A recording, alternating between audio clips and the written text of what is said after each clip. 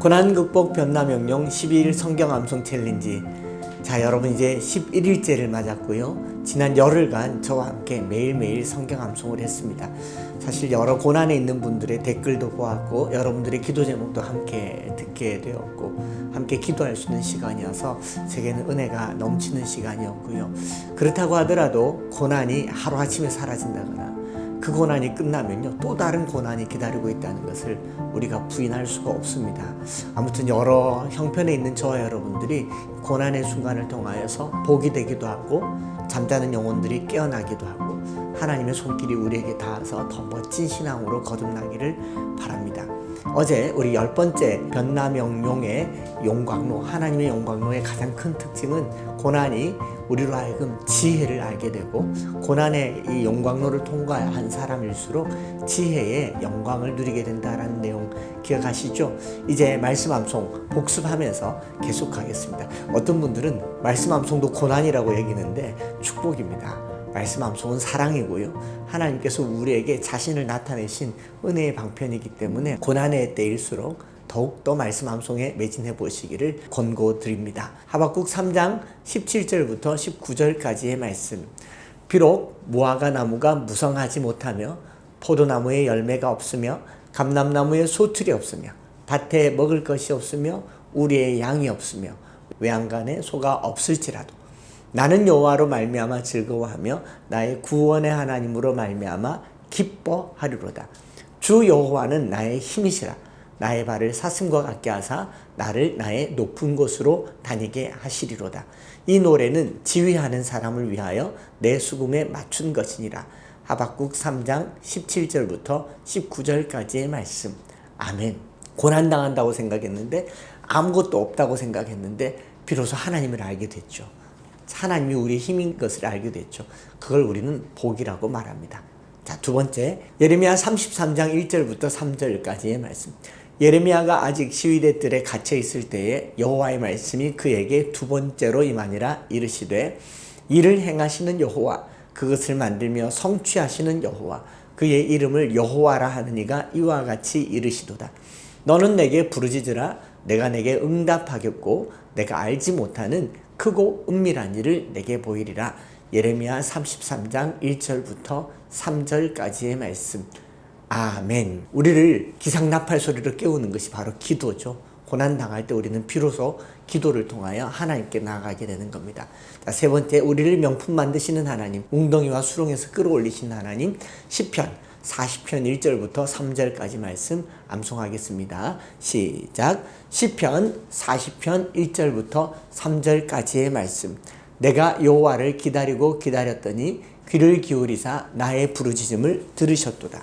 나를 기가 막힐 웅덩이와 수렁에서 끌어올리시고 나의 발을 반석 위에 두사 내 걸음을 견고하게 하셨도다.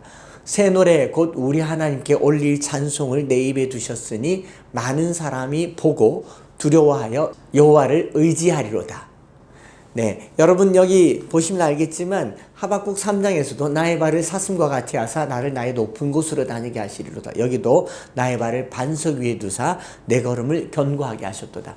여러분, 우리가 고난 당하는 것 같지만 그 고난을 통해서 우리는 더 단단한 반석 위에 서게 되는 줄 믿습니다. 자, 이제 11번째 날 하기 전에 10번째 말씀, 이사야 43장 19절 말씀을 같이 한번 복습하고 11번째 43장 20절 말씀을 나누도록 하겠습니다. 이사야 43장 19절 시작. 이사야 43장 19절 말씀. 보라, 내가 새 일을 행하리니 이제 나타낼 것이라. 너희가 그것을 알지 못하겠느냐? 반드시 내가 광야의 길을 사막에 강을 내리니. 한 번 더요. 보라, 내가 새 일을 행하리니 이제 나타낼 것이라. 너희가 그것을 알지 못하겠느냐? 반드시 내가 광야의 길을 사막의 강을 내리니. 이사야 43장 19절 말씀. 아멘. 이 고난 극복 챌린지가 끝나고 난 후에 하나님께서 우리에게 새 일을 행하시고 그것을 나타내시는 놀라운 은혜의 순간이 되기를 바랍니다. 이제 11번째 용광로. 고난이 우리의 무엇을 태우고 무엇이 드러나게 하는가? 고난이 우리의 온갖 세상의 지식을 태워버리고 하나님의 신지식, 지혜를 얻게 한다는 점에서 용광로라고 한다면요, 11장에서는요 고난을 통하여서 하나님의 얼굴빛이 드러나는 것이 바로 용광로에 해당하는 말씀이라고 볼 수 있습니다. 지혜가 고난의 수면 위로 드러났다면 고난의 용광로를 태우고 녹여보면 이 수면 위에 드러나는 것은 바로 하나님의 얼굴이다라는 것이죠. 실제로 고난을 당해보면요, 제일 먼저 느끼는 느낌이 뭐냐면 자기 자신에 대한 낮아진 자존감, 상실감, 또 이웃 사람들이 자기를 등 돌리는 데 대해서 오는 배신감, 그리고 궁극적으로 고난이 깊어지면요, 하나님도 나를 버리는 것 같죠. 욥이 하나님께 버림받은 것 같은 느낌 때문에 스스로 괴로워하고 한탄했던 기록이 욥기에는 여러 곳에서 나옵니다. 사람들은 고난당하면 신에게마저 버림받았다라는 느낌을 갖기가 쉽상입니다. 그래서 특별히 기독교에서의 고난은요, 하나님의 존재가 쉽사리 사라지게 됩니다. 그래서 한때 기독교인이었던 마르크스는 인간이 당하는 고난과 고통의 문제를 스스로 묵상하면서 신이 없다라는 결론을 내렸죠. 신이 있으면 이렇게 둘 수 없다는 겁니다. 그러니까 신이 없으니까 뭘 해요? 이 고통과 고난과 가난의 문제를 적극적으로 해결하기 위해서 혁명이라는 방법을 쓰는 거죠. 여기서 심각한 오류가 발생하는 건 뭐냐면, 인간이 신이 없다고 하면 신이 없어야 되는데 누군가가 그 신의 자리를 차지하는 겁니다. 히틀러가 신의 자리를 차지하고 저기 공산정권의 지배자가 신의 자리를 차지해 버리는 겁니다. 그러면서 이렇게 말하죠. 신은 없다. 그럼 누가 신이에요? 자기가 신이죠. 그 유물신간의 가장 위험한 사고는요, 신이 없으면 겸손하게 사람으로 살아야 되는데 신노로 하려고 하는 사람들이 우후죽순처럼 올라온다라는 것입니다. 인간 세계에서 무신론자들의 하는 행동들을 보십시오. 신이 없다고 하면서 스스로 신노릇하는 이것, 굉장히 위험한 생각이죠. 그게 뭐냐면 고난의 순간에 하나님을 지워버리는 이 최악의 경우가 되는 것입니다. 교회 안에서도 그런 경우가 없지 않겠죠. 우리 그리스도인들이 하나님의 하나님됨을 나타내야 되는데 우리 그리스도인들이 스스로 하나님이 되어서 하나님이 일하셔야 될 때 사람이 그 자리를 꿰차는 경우가 많습니다. 고난의 순간에 하나님을 지워버리면 내가 신이 되거나 또 다른 존재가 신노릇 할 수 있다. 인류 역사, 아니 피조된 이 모든 세계에서 신을 지워버릴 수 있는 능력은 아무도 없고, 신을 지워버린다면 그게 신이 되겠죠. 있는 신을 없다고 하니까 자기가 신이 되겠죠. 여러분, 신 중에 가장 위험한 신이 어떤 신인지 아십니까? 바로 자기 자신입니다. 그런데 고난당하면 천지를 창조하신 하나님 신을 지워버리고 내가 신이 되어버리는 경우가 많은 거죠. 특별히 2차 세계대전 당시에 나치 독일 정권이 600만 명의 유대인들을 제도적으로 탄압하고 조직적으로 학살했을 때 우리는 이것을 홀로코스트라고 하잖아요. 이 홀로코스트를 겪으면서 수많은 유대인들이 무신론자가 되기도 합니다. 역사상 인류가 겪은 가장 잔인하고 끔찍한 고통의 순간에 하나님이 침묵하셨고 그 침묵에 많은 유대인들이 분노하면서 하나님을 떠나기도 합니다. 신의 침묵을 신의 부재로 만들고 신을 없애버리는 동안 인간이 신이 되어버리는 사건, 이것이 고난이 갖는 부작용 중에 하나인 것이죠. 그래서 고난이 용광로다라고 하면은 우리 안에 있는 무신론적 사고 또는 우리 스스로가 신이 되려고 하는 교만한 생각을 녹여버리고 하나님 자기 자신이 드러나는 것이 용광로에 해당한다라고 보는 것이죠. 욥이 이전의 삶과 이후의 삶을 29장과 30장에 그때는 그러나 이제는 이렇게 대조하면서 자기 삶이 아주 무참하고 비참해졌을 때 욥을 평가하고 엘리후로부터 비판을 받고 난 후에 38장에 하나님이 등장하시잖아요. 그러니까 욥의 마지막 최후 변론 엘리후의 그 일가라는 그 메시지가 끝나고 난 후에 하나님이 침묵하시다가 드디어 나타나세요. 나타나면 37장까지 있는 모든 대화는 다 사라져버리고 인간의 무수한 소리는 다 사라져버리고 하나님의 말씀만 남는 거죠. 고난당할 때는 말이 너무 많더라고요. 제 주변에도 어떤 질병이 있거나 또 어떤 기도 제목이 있으면 본인이 겪어야 할 기도 제목임에도 불구하고 훈수를 두는 사람들이 너무 많잖아요. 이 사람 말, 저 사람 말, 옆집 말, 뭐 이웃 말 계속 듣다 보면 혼란스럽기까지 할 때 하나님은 끝까지 침묵하십니다. 그러나 하나님이 한번 말씀하시기 시작하면 어떻게 됩니까? 모든 입들은 사라지죠. 욥기 40장 4절과 5절에 하나님의 음성 앞에 욥은 이렇게 말합니다. 보소서, 나는 비쳐나오니 무엇이라 주께 대답하리이까? 손으로 내 입을 가릴 뿐이로소이다. 내가 한번 말하였사온즉 다시는 더 대답하지 아니하겠나이다. 그러니까 고난의 순간에 하나님을 지워버린 듯 했지만 하나님 노릇을 하는 사람들이 누구였습니까? 엘리바스, 빌닷, 소발이었죠. 마치 자기가 하나님인 것처럼 하나님의 대변인 되어서 하나님이 시키지도 않은 말을 하면서 하나님을 의롭다고 하기도 하고 욥에게 회개하라고 하기도 하고 너 정말 잘못됐다라고 얘기하는 동안 누가 신 노릇하고 있습니까? 엘리바스가 신이 되고 소발 빌닷이 신이 되고 또 엘리후가 신이 되어버리는 이런 현상들을 보면서요, 우리는 고난의 때에 하나님을 쉽게 삭제시키려고 하는 경향이 생깁니다. 왜냐하면 하나님이 침묵하시기 때문이죠. 그런데 고난이 계속 깊어지는 어느 날 용광로를 통과하는 순간 하나님의 음성이 들리기 시작해요. 하나님이 수면 위로 부각하기 시작하십니다. 38장에 하나님이 비로소 말씀하시니까 40장에 와서 욥이 뭐라 그럽니까? 입을 가리고 다시는 대답하지 못하게 되는 그런 일이 일어나죠. 세번역 성경에 이렇게 말합니다. 이미 말을 너무 많이 했습니다. 더 할 말이 없습니다. 입을 틀어막는 것, 요즘 표현으로는 입틀막이라고 얘기하죠. 고난당할 때는요, 주변에 말도 많고 또 서로 많은 대화들이 많지만 정작 하나님의 임재 앞에서 우리가 입을 틀어막을 수밖에 없는 그런 하나님의 음성을 들을 수 있는 이 고난의 복이 있기를 바랍니다. 229페이지에 제가 이렇게 표현했죠. 인간의 자리는 가장 밑바닥이다. 나는 비쳐나오니. 우리가 가장 밑바닥에 내려가 있을 때 하나님을 실종시키지 않고 하나님의 하나님됨을 나타내는 용광로를 경험하게 되는 줄 믿습니다. 하나님은 욥기 40장의 폭풍우 가운데 하나님의 공의에 대해서 질문하게 되거든요. 그 폭풍우 속에서 말씀하시는 하나님을 알게 될 때 우린 입의 말을 닫게 되겠지 않겠습니까? 40장 15절부터 41장과 연결해서 인간의 보잘것없음에 대해서, 더 나아가 하나님의 위대하심과 놀라운 통치에 대해서 잘 선포하고 있으면서 거기 보면 베헤못, 리오야단 이렇게 나와요. 어떻게 생겼는지도 모릅니다. 그런데 설명하는 묘사들을 보면 누가 그걸 이기겠습니까? 그 위대하고 어마어마한 짐승을 예를 들면서 하나님이 이렇게 말씀하시죠. 이것도 내가 만들었는데 너 같은 인간이 하물며 그걸 알겠느냐?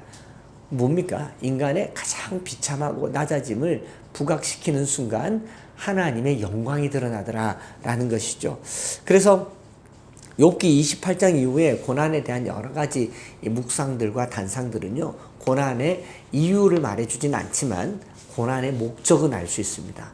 여러분, 우리가 왜 고난당하는지 이유가 궁금하시죠? 그런데 그 고난의 이유를 찾으려고 하지 마시고요, 목적을 찾으셔야 됩니다. 그 목적은 뭐냐? 하나님 자신을 드러내시기 위함입니다. 하나님의 그 위대하심과 어떠하심을 드러내시는 것이 목적이라고 말하고 있죠. 욥기는 독자들에게 욥이 왜 고난당했는가에 대한 이유를 알려주려고 기록된 책이 아닙니다. 욥이 당한 고난을 통하여 하나님께서 우리에게 들려주시고자 하는 메시지는 고난의 목적이죠. 그 얼굴이 드러나는 것, 그 영광이 드러나는 것, 귀로만 듣던 하나님을 눈으로 배우는 것, 하나님을 알게 되는 것이 고난의 하나의 목적이다라고 하는 것입니다. 폴 트루니에는 창조적인 고통, Creative Suffering이라고 하는 책을 통해서 하나님은 좋은 일을 통해서만 역사하시는 것이 아니라 나쁜 일을 통해서도 자신을 계시하시는데 고통의 창조적인 힘에 대한 표현을 썼어요. 상실과 고통, 사별, 손실과 창조성의 과정 사이에는 어떤 관계가 존재한다라고 기록하고 있습니다. 그래서 고통은 어떤 인과관계에 의해서 나타나는 것이 아니라 인과율을 포함한 고통의 모든 과정 사이에 창조적인 하나님의 질서와 목적이 있다라고 말하고 있는 것이죠. 욥기 38장부터 40장에 이르는 하나님의 등장, 결국 욥의 고통을 통해서 하나님께서 인간과 교통하시고 인간들의 삶에 자신을 계시하신다라는 것이죠. 38, 39, 40장에 하나님의 그 우레와 같은 음성을 통해서 지난날의 모든 고통과 그 고통을 둘러싸고 있는 대화들은 한순간에 입틀막 사라져버리게 된다라는 겁니다. 그래서 하나님께서 계속 묻잖아요. 너 이거 알아? 너 이거 알아? 너 이거 알아? 아무것도 대답하지 못할 때 욥이 비로소 말합니다. 한 번만 말하겠습니다. 이제 입을 틀어막고 아무 말도 못하겠습니다. 라고 하면서 귀로만 듣던 하나님을 눈으로 배웁습니다. 이 장면이 또 영광스럽지 않습니까? 저는 이걸 고난의 목적이라고 말하고 싶어요. 왜 용광로라고 우리 영원학 장로님께서 이름을 지으셨는가 하면 용광로는요, 태우는 게 목적이 아닙니다. 불순물을 태우고 또 녹이고 난 다음에 최종적으로 얻고자 하는 순도 높은 철이나 금을 채취하는 과정에 용광로가 필요한 것이겠죠. 그래서 용광로는요, 하나님의 얼굴이 드러나는 것을 목적으로 한다라는 의미에서 고난의 용광로는 하나님의 얼굴을 향하고 있다라고 볼 수 있습니다. 제가 233페이지에 그런 표현을 썼어요. 고난이라고 하는 용광로의 목적은 고난의 끝자락에 다 태우고 녹여내어 그 끝에 남는 것이 하나님이 되는 것이다. 이 고난의 끝에 하나님을 경험하는 것이죠. 그 금과 관련된 이야기를 여기 기록했는데요. 금의 순도를 나타내는 단어가 캐럿인데 중동 지역에서 나는 콩과 식물의 한 종류 캐럿에서 유래했다고 해요. 19세기 중동 지역에서는 말린 캐럿을 한 손에 쥔 정도를 기준으로 금이나 소금의 물건을 교환했다고 합니다. 캐럿이 무게를 재는 기준이 된 거죠. 그래서 어른손으로 잡아서 24개가 잡히면 이게 순도가 가장 높은 99.99%의 순금이 되는데 이것을 24K, 24캐럿이라고 하는 건데 여기서 18K는 24분의 18 정도의 순도이기 때문에 75%가 금이라는 것을 말하고 나머지 25%는 다른 금속이 섞여 있다라는 말인데 근데 이보다 훨씬 더 전에 고대 사회에서 금을 재련할 때는 어떻게 했는가 책을 봤더니 그렇게 돼 있더라고요. 재련사가 녹이고 태우고 최종적으로 남은 금물이죠. 녹은 금 위에 자기 얼굴을 비추어 봤을 때 자기 얼굴이 선명하게 보이면 순금, 조금 흐리게 보이면 18K, 흐리게 보이면 14K, 안 보이면 쇳덩어리, 이런 식으로 금의 순도를 측정했다라고 하는데 저는 여기에 울림이 있더라고요. 하나님께서 고난을 통해서 저와 여러분들을 녹이셔서 이 무신론적 사고, 자기가 신이 되려고 하는 교만한 생각들, 그 많은 인간들의 언어들을 싹 다 녹여내고 우리의 고난을 통해서 하나님의 얼굴을 비추어지기를 원하는 것이 고난의 목적이 아닌가 생각을 합니다. 결국 우리의 고난은 하나님께서 자기 자신을 드러내는 거울과 같은 것이죠. 순도가 높을수록 하나님이 더 높이 드러나는 것입니다. 세상의 고난은 고난 자체에 몰입하여 삶의 질고와 어둠이 상처의 흔적으로 남지만 그리스도인의 고난은 그 고난을 통해서 순결해지고 순도가 높아지며 마침내 하나님의 얼굴이 드러나게 되는 것입니다. 고난은 하나님이 함께 하시기 위한 장소입니다. 우리 이 장소에 하나님이 드러나는 시간 되었으면 좋겠습니다. 거기에 하나님이 함께 계시고 거기서 하나님께서 자기 자신을 드러내시며 이 다니엘의 사자굴에 다니엘만 들어간 게 아니라 하나님이 곁에 계셨고 다니엘의 새 친구의 풀무불 속에 하나님이 함께 계셨어요. 풀무불에 안 들어가는 게 아니라 그들 속에 함께 계셨죠. 즉 우리가 고난당할 때요, 하나님 거기 계십니다. 다만 침묵하고 계실 뿐이죠. 그러다가 어느 날 하나님께서 말씀하시는 날 하나님의 영광이 드러나고 하나님의 얼굴이 드러나는 것이죠. 고난에 몰입하지 말고요, 함께 하시는 하나님께 집중하시기 바랍니다. 앞전에도 그런 표현 썼지만 사람들이 자꾸 저더러 부잣집 막내 아들 같다, 목사님의 그 가난했던 시절을 보면 얼굴에 흔적이 하나도 없다, 뭐 신문 돌린 흔적, 손을 만져봐도 그렇게 뭐 굳은 살도 안 보인다, 이렇게 얘기하는데 저는 그래서 하나님이 더 좋은 것 같아요.